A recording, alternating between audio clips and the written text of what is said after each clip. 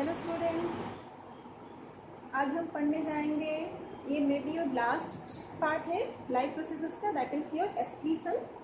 अच्छा, एक्सक्रीशन का मतलब क्या है? Removal of waste products from our body. ठीक है, removal of waste products from our body is known as your excretion. अब आप लोग बोलोगे रिमूवल ऑफ वेस्ट प्रोडक्ट तो हमारी बॉडी में हो चुका है, हम लोग तो पढ़ते आए हैं in the process of nutrition में आपने पढ़ा, डाइजेशन हुआ, इजेशन हुआ। आप लोग वही सोच रहे होंगे आपके बॉडी से वेस्ट रिलीज हुआ, that is known as your egestion. याद रखना, egestion is not excretion. Egestion is not excretion. Egestion को एक्सक्रीशन नहीं कह सकते। क्लियर? उसमें क्या होता है, हमारे बॉडी में अलग से एक एलिमेंट्री कैनाल गया है, सेल के अंदर तो नहीं गया। जो हमने खाना खाया, left over food is eliminated from our body. Leftover food is eliminated from our body. लेकिन what is excretion?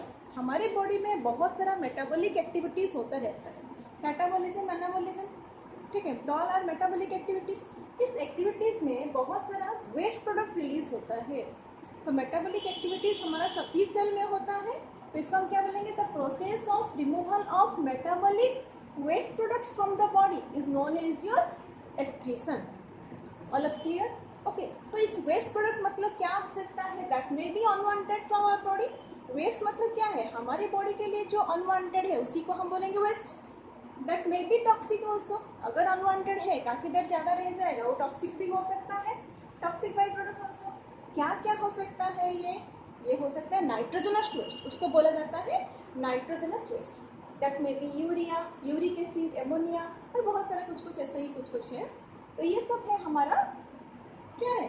Nitrogenous waste products, जो हमारे सेल से रिमूव होना जरूरी है।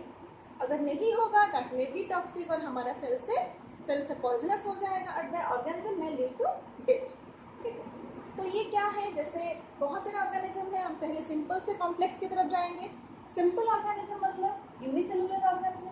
सपोज यूनिसेलुलर ऑर्गेनिज्म है तो उनका तो कोई ऐसा ऑर्गन नहीं है, ऐसे हाथ पैर ऐसे कुछ अलग नहीं है, अलग ऑर्गन नहीं है। तो उनके प्रोसेस में तो एक ही सेल है, सेल से रिमूव कैसे होगा? Bye simple diffusion process.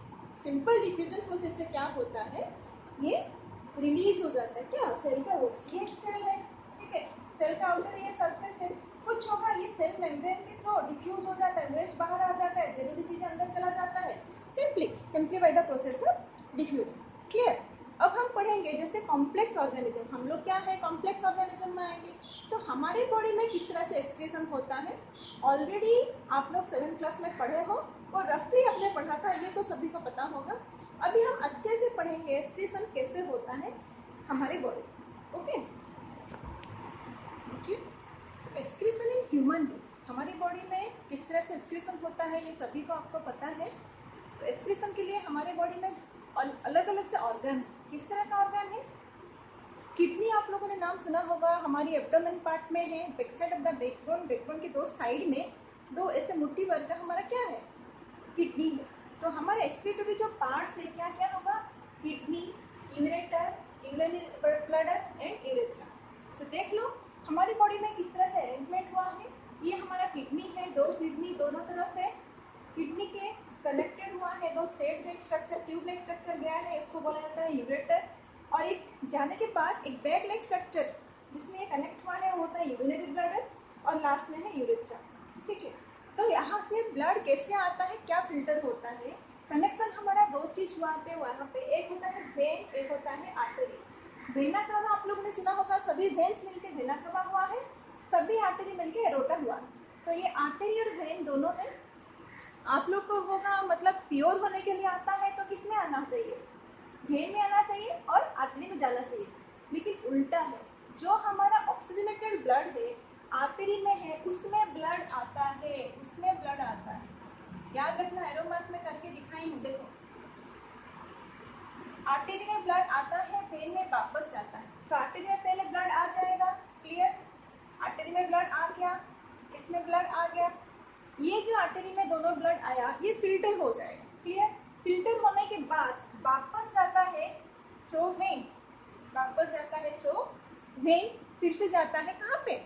Heart में हार्ट से जाएगा लंग्स को प्यूरिफाई होने के लिए। क्लियर?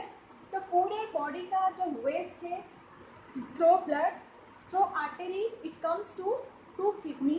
ओके, किडनी के बाद किडनी से वापस जो फिल्टर हो गया वो सब क्या हो जाएगा, वापस चला जाएगा किसमें, वेन में। वो जाके फिर प्यूरिफाई होगा।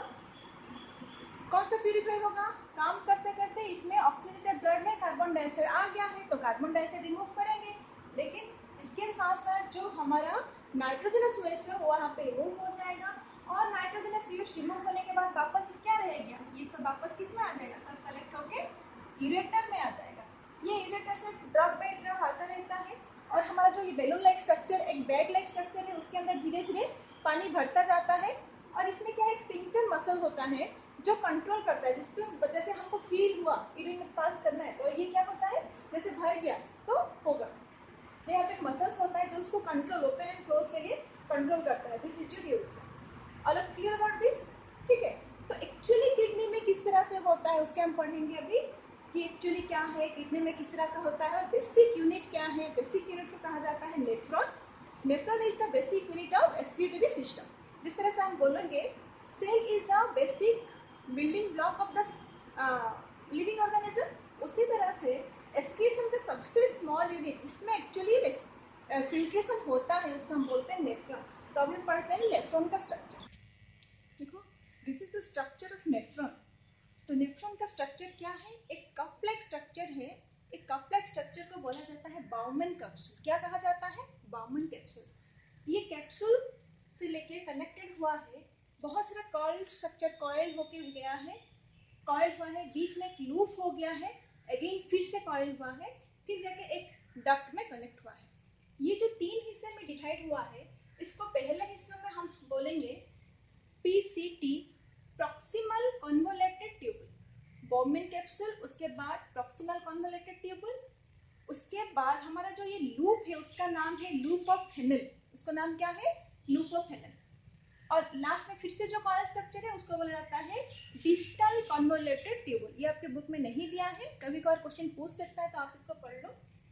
तो हमारा नेफ्रॉन का स्ट्रक्चर क्या है, एक बाउमन कैप्सूल है, कप-लाइक स्ट्रक्चर है, वहां से बहुत सारा कॉइल ट्यूब-लाइक स्ट्रक्चर गया है, उसको पहला हिस्सा को बोला जाता है प्रॉक्सिमल कन्वोलेटेड ट्यूबुल। उसके बाद एक लूप स्ट्रक्चर यू शेप में गया है, इस लूप को कहा जाता है लूप ऑफ हेनल। ठीक है, लूप ऑफ हेनल के बाद जो लास्ट पार्ट है उसको बोला जाता है डिस्टल कन्वोलेटेड ट्यूबुल। लास्ट में ये एक डक्ट में जुड़ा हुआ है, उसको कहा जाता है कलेक्टिंग डक्ट। क्लियर? अब हम देखेंगे यहाँ पे जो कप लाइक स्ट्रक्चर है, यहाँ से देखो ब्लड ऐसे गया है, ब्लड कहाँ से गया है, इस तरफ से एंटर हो रहा है, इस तरफ से आउट हो रहा है। क्लियर? पहले ब्लड क्या होगा, अभी किडनी के अंदर ब्लड आ रहा है, जा रहा है, किडनी के अंदर जो सबसे स्मॉल यूनिट के अंदर जो रहता है किस, नेफ्रॉन। तो नेफ्रॉन के अंदर जब ब्लड आता है वो किसके जरिए आता है, इसको कहा जाता है एफेरेंट आर्टेरियोल। इसको कहा जाता है एफेरेंट आर्टेरियोल, जिससे निकलता है उसको बोलते हैं इफेरेंट आर्टेरियोल। क्लियर? जो एफेरेंट आर्टेरियोल है वो थोड़ा सा वाइड रहेगा, इफेरेंट आर्टेरियोल जो तो क्या है थोड़ा सा नैरो रहेगा, ये ध्यान रखना। अब क्या है, यहाँ पे ब्लड गया, जैसे हम लोग चाय छांटने के लिए क्या करते हैं, छलनी का इस्तेमाल करते हैं, उसी तरह से ब्लड यहाँ पे, ये जो आर्टेरियोल है ये क्या हुआ है, बहुत थ्रेड लाइक कैपिलरीज में कन्वर्ट हो गया है, उसको बोला जाता है ग्लोमेरुलस। क्या कहा जाता है, ग्लोमेरुलस। क्लियर? और जो बाहर फिर से निकल के गया, इफेरेंट में गया। अब देखो, एक मोटा ट्यूब में पानी हम छोड़ेंगे, लेकिन जो आउटपुट देंगे उसको थोड़ा पतला कर देंगे, तो कहीं ना कहीं तो प्रेशर बनेगा। तो प्रेशर कहाँ बनेगा, इसके अंदर प्रेशर बनेगा। और ये जो कफ है ये थीन वाल है, थीन वाल इलास्टिक है, इसका जो वाल है थीन वाल है, ये बहुत सारे कैपिलरीज से कनेक्टेड हुआ है। सिंपल है, कोई डिफिकल्टी नहीं है। जिस तरह से हमारा कार्बन डाइऑक्साइड एक्सचेंज होता है, हमारा थीन जो एल्वियोली में बहुत सारा क्या है, ब्लड कैपिलरीज कनेक्टेड हुआ है, उसी तरह से यहाँ पे बहुत सारा कैपिलरीज कनेक्टेड हुआ है। ये क्या करेंगे, उसको प्रेशर जब बनेगा उतना ब्लड तो नहीं जाएगा, तो ये क्या होगा, कुछ फिल्टर होके इधर आ जाएगा। ठीक है, ये प्रोसेस यहाँ पे फिल्टर होके ऐसे आ गया, ये कंटिन्यूसली चलता रहा, इसके अंदर ऐसे होके गया। ठीक है, इस तरह से ये हमारा फिल्टर होके ऐसे जाके ऐसे चला जाता है। लेकिन ऐसा देखा जाए तो पर डे हमारा क्या होता है, 180 लीटर लगभग फिल्टर होता है, लेकिन हम तो यूरिनेट लगभग कितना 1 से 2 लीटर तक करते हैं। और ये जो यूरिन फिल्टर हो जाता है, इतना अगर बॉडी से हमारा निकल जाएगा तो जीने के लिए मुश्किल हो जाएगा। इसीलिए क्या होता है, क्योंकि हमारा जो फिल्टर में पहला फिल्टर में बहुत सारे यूजफुल चीजें भी उसके साथ चला जाता है। प्रेशर बना तो प्रेशर के साथ क्या हुआ, कुछ कुछ यूजफुल चीजें जैसे glucose, amino acid, salt, water, major amount of water are filtered in this tube. Clear? क्योंकि सिर्फ यूरिया ही नहीं है इसमें फिल्टर हुआ है, इसके साथ बहुत सारे ऐसे चीजें फिल्टर हुआ है जो कि हमारे बॉडी के लिए बहुत जरूरी है। अब ग्लूकोज तो हमारे बॉडी के लिए जरूरी है, अब क्या करेंगे, इसलिए क्या हुआ है, जो इफेरेंट आर्टेरियल गया है वो फिर से इसके चारों तरफ इर्द गिर्द घूम घूम के फिर से ये क्या किया है, उसको कलेक्ट किया है। जो हमारे बॉडी के लिए यूज है उसको क्या करेंगे, फिर से कलेक्ट करेगा। उसको बोला जाता है सिलेक्टिवली रीअब्जॉर्प्शन। ठीक है, सिलेक्टिवली रीअब्जॉर्ब मतलब जो चीजें हमें चाहिए उसको ये एब्जॉर्ब करेगा थ्रू इफेरेंट आर्टेरियल। ये फिर से क्या है, बहुत सारा कैपिलरीज में कन्वर्ट होके चारों तरफ इसके इर्द गिर्द घूमा है। सिंपल डिवीजन प्रोसेस में ये फिर से ऑब्जर्व कर लेगा। करते करते ये देखो, ये मैंने तो कलर में नहीं बनाया है, लेकिन ये जो बुक में आपको दिया है रेड कलर का दिया होगा, यहाँ तक आते आते ये क्या हो जाएगा, फिर से ब्लू। क्यों, यहाँ से वापस तो आ गया, लेकिन यहाँ पे आते आते क्या है, इसके अंदर अभी फिर से CO2 तो आ गया है, भर गया है कि नहीं ब्लड में। क्लियर? तो ये फिर से फिल्टर होने के लिए कहाँ पे जाएगा, हार्ट जाएगा, हार्ट से लंग्स हो जाएगा, थ्रू रीनल वेन में जाएगा। और बाकी जो बच्चा धीरे धीरे जो फिल्टर होते होते लास्ट में हमारा क्या है, यहाँ पे ऐसे ऐसे आया है, यहाँ पे क्या आया है, क्योंकि हमारा जो सिलेक्टिव चीजें ऑब्जर्व हो गया, जो नहीं हो पाया, ये कलेक्टिंग डक्ट है, इसमें देख ले कितना जुड़ा हुआ है इस सब पे, ये सभी एक एक नेफ्रॉन इसके अंदर जुड़ा हुआ है। 1.2 मिलियन हमारे बॉडी में नेफ्रॉन्स है, एक एक किडनी में। क्लियर? तो ये जो है सब भी जाके क्या होता है, एक कलेक्टिंग डक्ट में कलेक्ट होता है। तो कलेक्टिंग डक्ट के जरिए धीरे धीरे क्या पास होता है, यूरिन फ्लो होता है, जाके सभी कलेक्टिंग डक्ट किस में ओपन हो जाते हैं, यूरेटर में। क्लियर? बहुत इजी है, डिफिकल्ट कुछ भी नहीं है, फिर से बता देती हूँ। Nephron is composed of bowmen capsule and convoluted tubule and collecting duct. That convoluted tubule is divided into 3 parts. First part is known as your proximal convoluted tubule. Second one loop of Henle. Third one is your distal convoluted tubule. Bowman capsule is a thin elastic membranous structure, a cup-like structure. Is like your जिसे आप चाय छलनी की जैसे आप देख रहे, तो उसमें क्या होता है, ब्लड एंटर होता है। ब्लड एंटर जो होता है थोड़ा सा मोटा ट्यूब में एंटर होता है फ्रॉम रीनल आर्टरी। कहाँ से आया, फ्रॉम आर्टरी से आया, आर्टरी से ब्लड इसके अंदर गया, और ये जो निकला हुआ है वो फाइनल जाता है रीनल वेन को, लेकिन किस तरह से जाता है, थ्रू ये एफरेंट आर्टेरियल, ये इफेरेंट आर्टेरियल।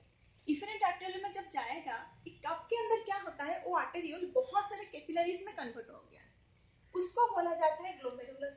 अगर कैपिलरीज में कन्वर्ट नहीं होगा तो उसे एब्जॉर्प्शन करना मुश्किल हो जाएगा। तो उसके बाद क्योंकि प्रेशर यहाँ पे बना है, मोटे से पतले में जाता है, कुछ हिस्सा ब्लड का फिल्टर होकर इधर आ जाता है।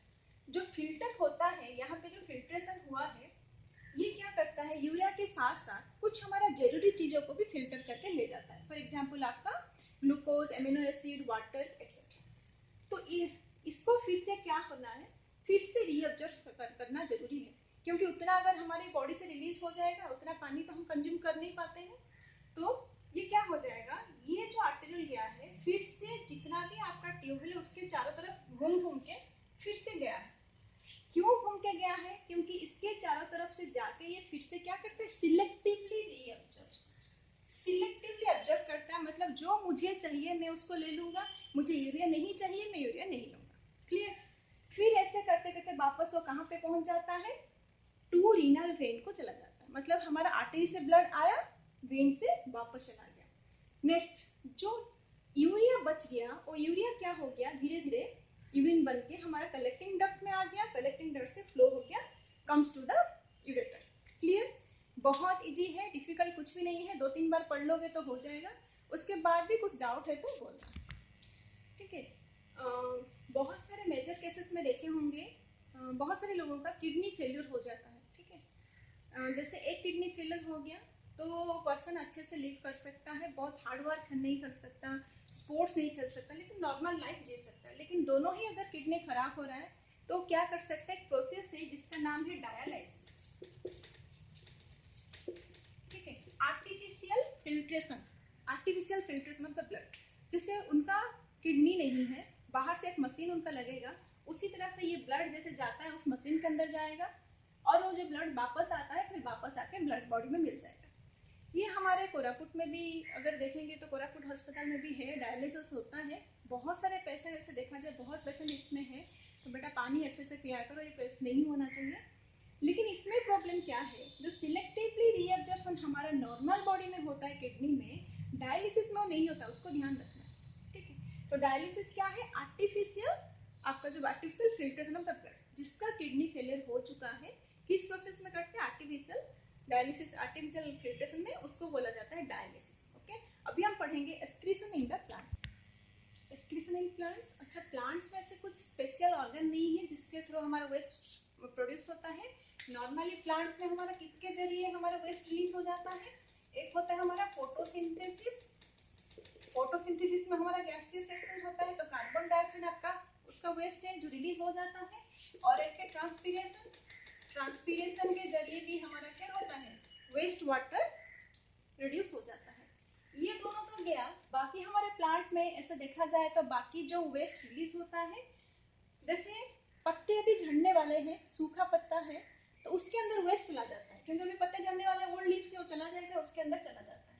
नहीं तो ओल्ड जाइलम, जो जाइलम में भी ओल्ड हो गया, फॉर एग्जाम्पल आपका रेजिन, गम्स, पेड़ में कभी कभी देखा होगा कुछ निकल गया है, टूट गया है, तो कुछ गम टाइप का स्ट्रक्चर निकला हुआ है, उसके जरिए भी हमारा वेस्ट रिलीज हो जाता है।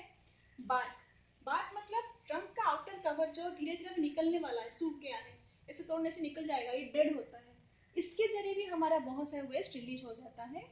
और वैक्यूल, सेल के अंदर जो वैक्यूल होता है क्या करता है, सेल का जो वेस्ट है वो एब्जॉर्ब करके अपने अंदर स्टोर करके रख लेता है, फिर धीरे धीरे बाद में उसको एक्सक्रीट करता है। और जैसे सॉइल के अंदर रूट में भी, रूट के जरिए भी हमारा एक्सक्रीशन होता है बाय सिंपल डिफ्यूजन प्रोसेस। ये क्या करता है, सॉइल को एक्सक्रीट कर देता है। ये होता है simple excretion in the plants. Almost your chapter over. ठीक है, अच्छे से इसको पढ़ना है, इंटेंस क्वेश्चन आंसर सब करके मुझे नोट्स दिखाना, देन ही उसके बाद ही मैं जाऊंगी फिजिक्स पढ़ाने के लिए। क्लियर, आज के बाद आपको 2 दिन देती हूँ, 2 दिन के अंदर मुझे सभी का intense question answer and notes सभी कंप्लीट करके सभी बच्चे दिखाना है। Okay, have a good day, bye bye.